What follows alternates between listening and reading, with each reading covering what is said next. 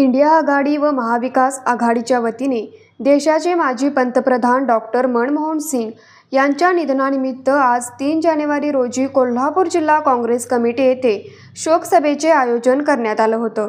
यावेळी इंडिया व महाविकास आघाडीच्या नेत्यांनी मनमोहन सिंग यांच्या प्रतिमेस पुष्पहार अर्पण करून तसेच 2 मिनिट शांतता पाळून त्यांना आदरांजली वाहण्यात आली। यावेळी आमदार सतेज पाटील यांनी मनमोहन सिंग यांच्या आठवणींना उजाळा दिला। आमदार सतेज पाटील म्हणाले,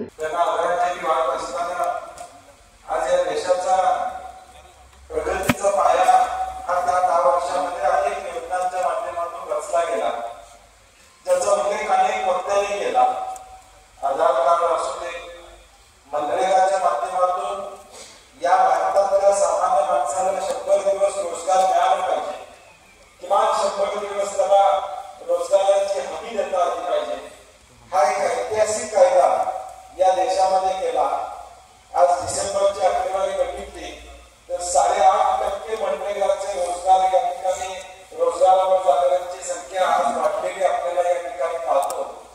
बिघडलेल्या अर्थकारणामध्ये आशेचे किरण हे मनरेगासारखी योजना आज या देशातल्या सामान्य माणसाला आधार देण्याचं काम त्या ठिकाणी करते।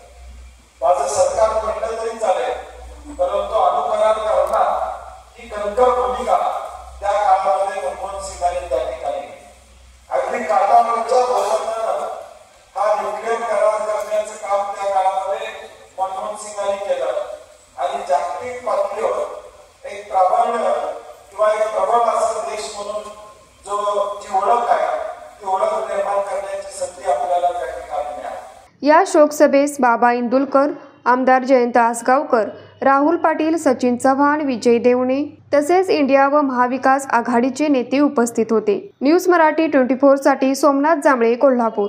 नमस्कार, माझं नाव स्वाती सयाजी सोळशे।